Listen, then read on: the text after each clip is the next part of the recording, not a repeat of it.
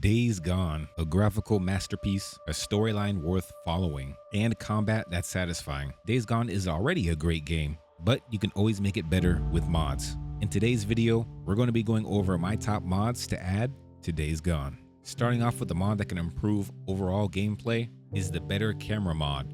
The changes made to the in-game camera offer a different experience while playing the game. So in the melee camera, for example, you'll be able to see a more close-up view to see your hits land. In the aiming camera, you'll see a wider FOV to see enemies coming at you. And then for the sprint cam, it prevents that zoom in effect while sprinting. Definitely a preference kind of mod, but I think I've enjoyed my experience way more using this camera mod. The next mod on the list is Hipster Deek, and this is comprised of various outfits you can use. You have everything from long coats, short coats, a winter feel, puffy jackets, and you can even choose with backpacks or without. This definitely will enhance your gameplay depending on the style you want to play.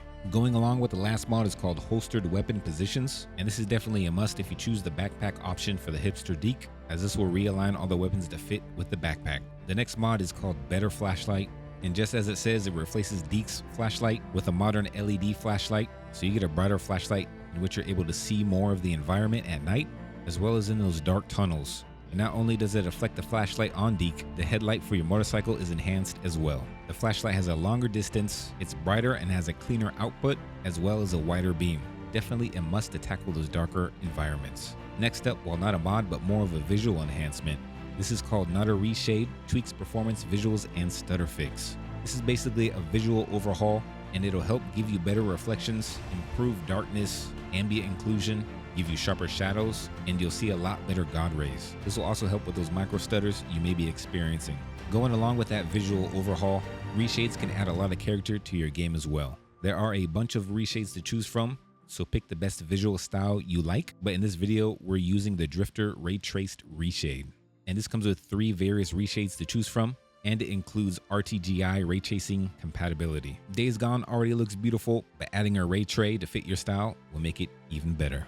Next up, we have Massive Hordes, and this will make the hordes you encounter even bigger. You have a bunch of different options to choose from. The one we're using is called 1.2 Horde, and this incrementally increases the hordes you encounter in game. So the first hordes you encounter will have an increase in the numbers by a couple hundred, but by the time you get to the in-game hordes, you can expect an even bigger challenge. But if you want every horde to have the same number, you have horde ranges ranging from 330 all the way to 1,000. So if your PC can handle it, or you just want more of a challenge, you have a whole bunch of options to choose from. A fun yet immersive mod you can add as well is called Explosive Gore. This will make almost every kill a bloody explosion, so you can blow off limbs such as legs, arms, heads more often. And this allows you to blow off limbs without actually killing the character as well. There is one bug I have experienced though. For freakers and humans, sometimes when you shoot the head off, they still move as if they're alive, but you can find some pretty funny moments when this happens. The next thing we have to touch on the list is weapons, and this mod is called Weapon Rebalance mod. And as it says, it rebalances various weapons for Days Gone's. Fire rate is fixed for bolt actions and pump action shotguns. Rifles and pistols have been buffed, as well as some nerfs to the overpowered weapons. The goal of this mod is to make every gun feel unique, so depending on the situation you're in, you have a viable option and choice